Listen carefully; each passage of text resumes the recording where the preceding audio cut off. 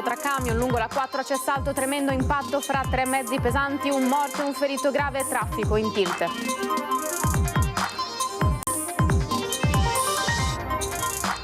Stop alla violenza contro le donne, al manifesto in testa al corteo a Mestre in occasione dello sciopero di CGIL e UIL contro la manovra di bilancio, adesioni oltre il 70%.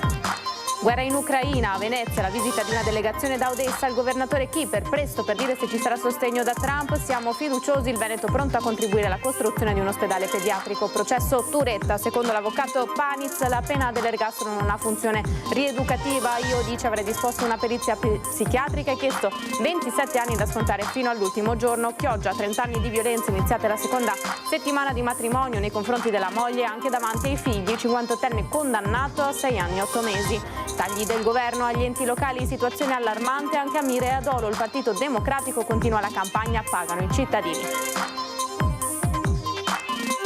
Grande successo anche quest'anno con l'iniziativa Regala la cultura in quartiere Pertini a Mestre. In un giorno regalati oltre 411 libri, giovedì 5 dicembre si replica. Buonasera, bentrovati e bentrovati, edizione di Venezia dei nostri telegiornali. In apertura, un'ultima ora, lo avete sentito, in apertura dei nostri titoli. Autostrada 4 chiusa nel tratto tra San Donà e San Stino in direzione Trieste a causa di un tamponamento, l'ennesimo tra mezzi pesanti. Vediamo le foto che ci arrivano dai vigili del fuoco. Il bilancio è di un morto e 2 feriti, di cui uno grave. L'incidente è avvenuto verso le 16 al chilometro 437 tra Cessalto e San Stino. Sul posto stanno intervenendo vigili del fuoco, 118 e personale di Autostrade Alto Adriatico per consentire l'operatività dei soccorsi. Vedete anche dalle immagini il traffico bloccato, i mezzi dei soccorsi che stanno ancora operando in questi istanti sul tratto cosiddetto maledetto dell'autostrada A4. Come dicevamo, il bilancio è di un morto e 2 feriti. Aggiornamenti durante anche il corso dell'edizione di Treviso dei nostri telegiornali. Sul posto c'è il nostro Christian Arboit. E noi invece continuiamo con le notizie. Oggi è il giorno dello sciopero convocato da CGIL e UIL. Migliaia di persone hanno partecipato al corteo al suono dello slogan in testa "Stop alla violenza contro le donne". Centinaia di bandiere rosse e blu, striscioni alla mano, migliaia di persone hanno partecipato al corteo dello sciopero generale a Mestre, sfilando dalla stazione fino a Piazzale Donatori di Sangue. Siamo quasi 7.000 persone, cioè una cosa incredibile che non immaginavamo nemmeno. I sindacati hanno riportato adesioni attorno al 65% nei trasporti, con percentuali ancora maggiori nella sanità e nella scuola.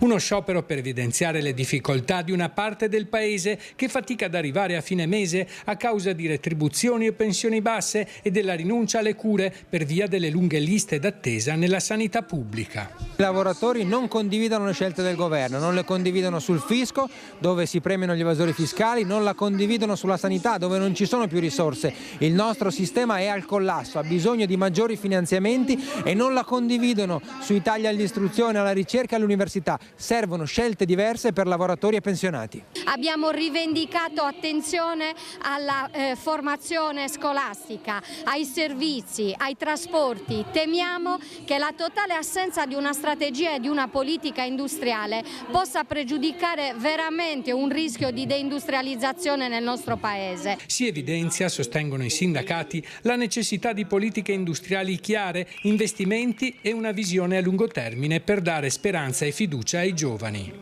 Il DNA di questo governo si misura dal tipo di finanziaria che fa, e questa non è una finanziaria di sviluppo.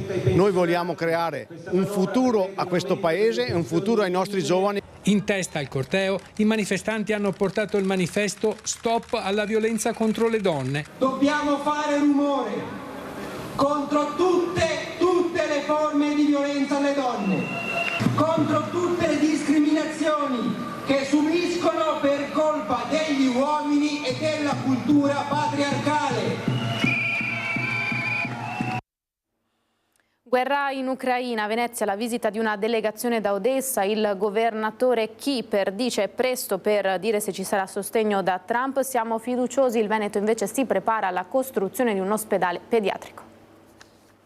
Il conflitto a fuoco in Ucraina non accenna a deporre le armi, la pace è ancora un miraggio lontanissimo, ma il governatore di Odessa, Oleg Kiper, oggi in visita a Venezia, è fiducioso che Trump continui a dare il suo sostegno e quanto promesso, anche se le promesse fatte in campagna elettorale, dice con l'ausilio dell'interprete, andranno corroborate dai fatti. Sono state fatte molte dichiarazioni da Trump, ma sicuramente una posizione più definita sarà conosciuta dal 20 gennaio in poi, però restiamo fiduciosi che continueremo a ricevere il supporto. La presenza in Laguna della delegazione di Odessa ha fatto prima tappa a Palazzo Bagbi, sede della regione, e poi nel pomeriggio ha incontrato Luigi Brugnaro, sindaco di Venezia con cui Odessa è gemellata, per discutere del rinnovo degli accordi che il premier Zelensky ha sottoscritto con i paesi europei, tra i quali l'Italia.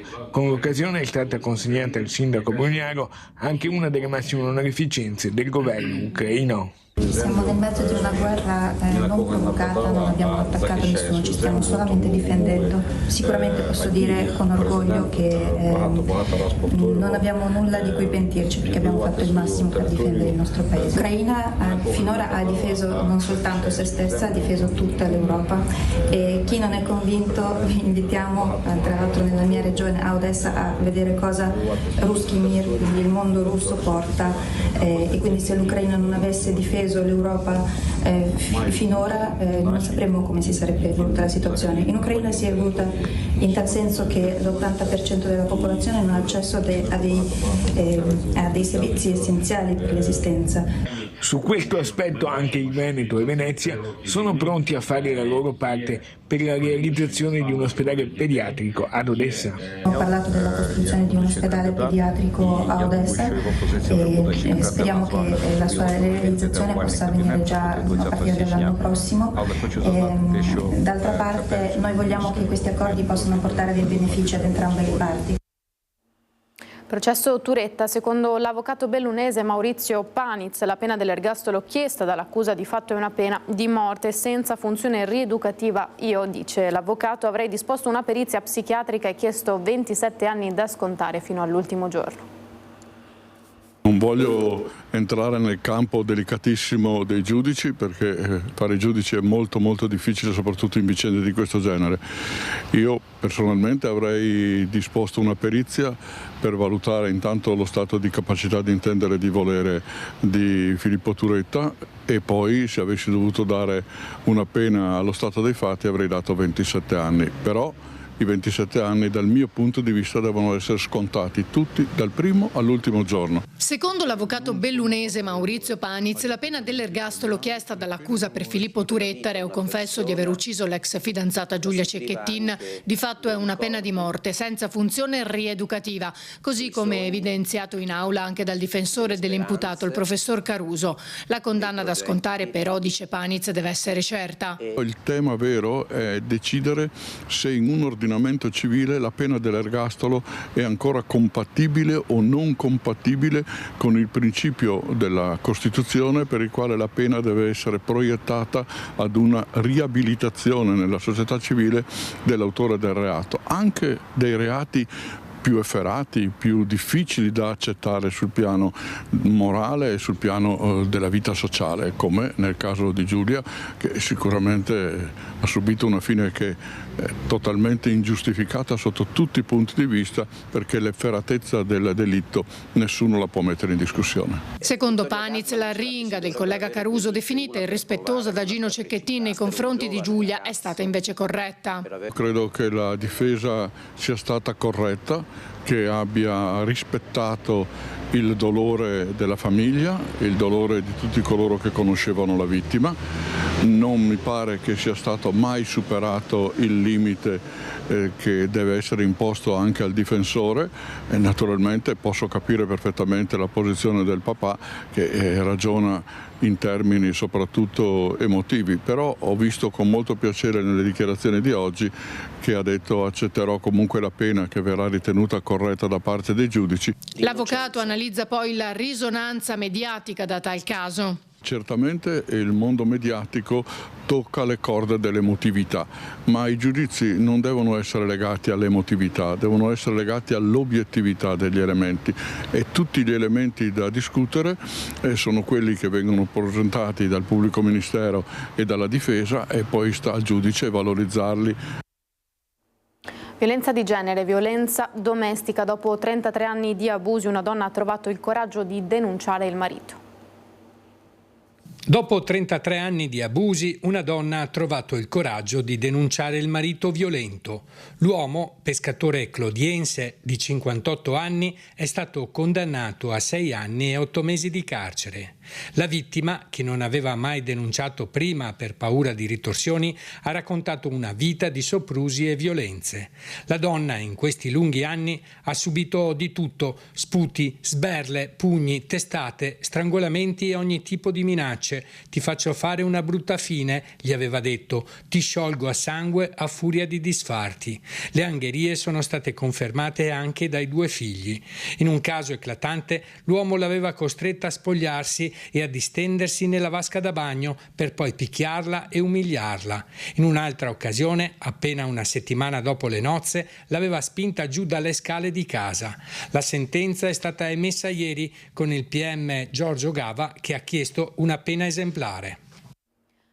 Tagli del governo agli enti locali, situazione allarmante anche a Miradolo. Il Partito Democratico continua la campagna Pagano i cittadini. Dopo gli esempi di Preganziol, Rozzo, Pieve di Cadore, continua la campagna del Partito Democratico Veneto, che denuncia gli effetti devastanti dei tagli agli enti locali varati dal governo e accende i riflettori anche sui comuni di Mira e Dolo. Questi comuni sono costretti a tagliare i servizi essenziali per i cittadini per far quadrare il bilancio, con cifre che iniziano a essere anche abbastanza consistenti per questi comuni.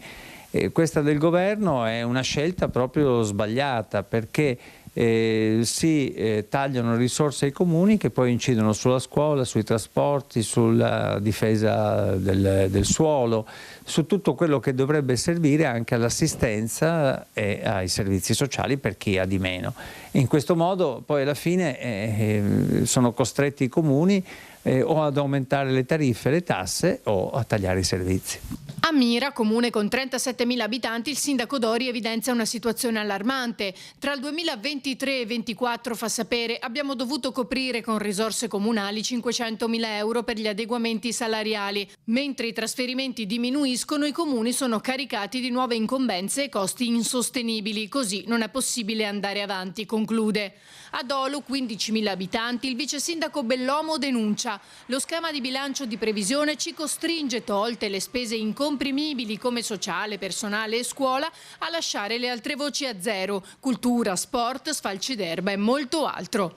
Dopo quella degli enti locali, però, il Partito Democratico lancia un'altra campagna per porre l'attenzione questa volta sullo stato della sanità, sempre più in affanno. Incontreremo cittadini e operatori in una campagna che si svolgerà in tutto il Veneto davanti agli ospedali principali o agli ospedali più in difficoltà. È un modo per informare, per denunciare le cose che non funzionano, naturalmente anche per difendere quello che funziona.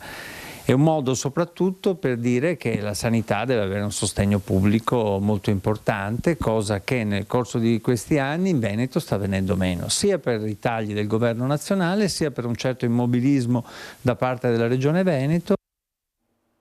I fondi della legge speciale sono in scadenza a fine anno e al momento non ne sono previsti altri. Il Consiglio Comunale Unito si appella al governo.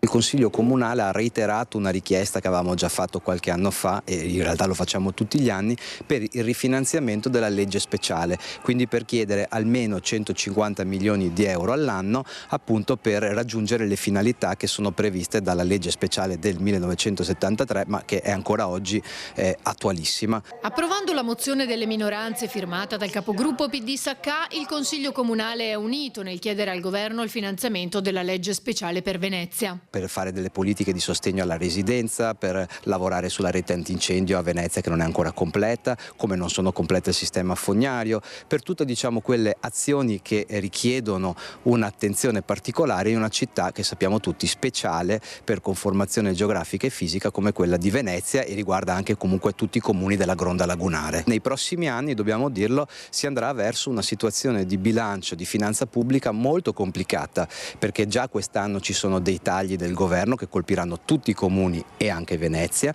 e ovviamente i soldi del PNRR andranno a diminuzione, quindi noi siamo molto preoccupati. Peraltro il Comune di Venezia sta accendendo dei mutui per delle scelte che noi non condividiamo, come l'edificazione del cosiddetto Bosco dello Sport. Nel testo è stata aggiunta di comune accordo anche una frase che specifica un passaggio sul tema dei contributi alla residenzialità, vincolandoli a interventi straordinari, bandi pubblici e contributi che vadano ad agevolare la residenza. Chiediamo che il fenomeno venga regolamentato, che quindi vengano garantite quelle locazioni turistiche che fungono ad integrazione al reddito, mentre che chi specula sulla città tramutando interi palazzi in locazioni turistiche, quindi degli alberghi camuffati, invece tutto ciò non deve essere più consentito. Purtroppo il regolamento previsto dalla giunta comunale tutto ciò non lo prende minimamente in considerazione, quindi è del tutto completamente inadeguato.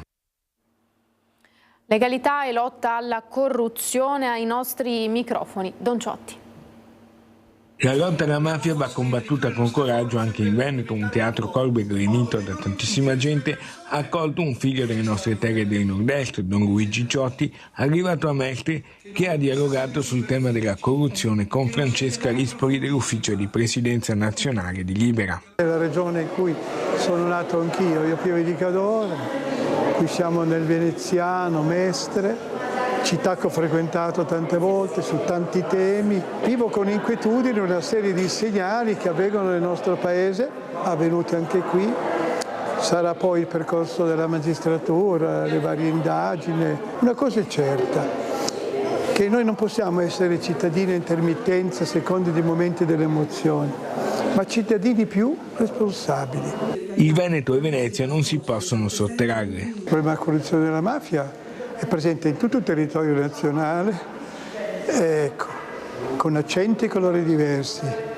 E al di là di tutto quello che appare, questa è una regione in cui la presenza in forme e modi diversi c'è e come c'è. Vanno però valorizzati, secondo Don Ciotti, anche gli aspetti positivi della nostra società civile. Mai generalizzare, mai semplificare, fare emergere il positivo che c'è, collaborare chi sa, chi percepisce, nel modo giusto, ovviamente la caccia alle streghe, evitare di etichettare, di semplificare, però prendere coscienza di un problema, perché la corruzione c'è in forme e modi diversi, e qui sono terre meravigliose, c'è un giro quindi di industrie, di aziende, di forme varie, e inevitabilmente che le mafie usano, che possono fare affari e in modi diversi, loro riescono ben camuffate ad esserci. Anche quest'anno l'iniziativa Regala la cultura in quartiere Pertini a Mestre si sta rivelando un successo. Abbiamo regalato 411 libri in una giornata, ha dichiarato il presidente Giorgio Roccelli. Molta soddisfazione per le biblioteche che con amore si sono dedicate alla raccolta e alla disposizione per argomenti, rendendo felice chi si recava a prendere un libro gratuitamente. Giovedì 15 dicembre si replicherà. E ora siamo in grado di mostrarvi in diretta dove per noi ci sono il nostro Cristian Arboit e Fabio Fagliero, sono sue le immagini, infatti vediamo in doppia finestra questo primo stralcio di collegamento, le immagini che arrivano dalla 4, il tratto ancora chiuso, ricordiamo il grave incidente tra 3 mezzi pesanti, il bilancio è di 2 feriti, 1 grave e 1 morto. Ovviamente tutti gli aggiornamenti tra pochissimi minuti in diretta con il nostro Cristian Arboit durante l'edizione di Treviso. Per questa edizione veneziana invece dei telegiornali è tutto, grazie per essere stati in nostra compagnia. Subito dopo la sigla al meteo, a tutti l'augurio di una buona serata, arrivederci.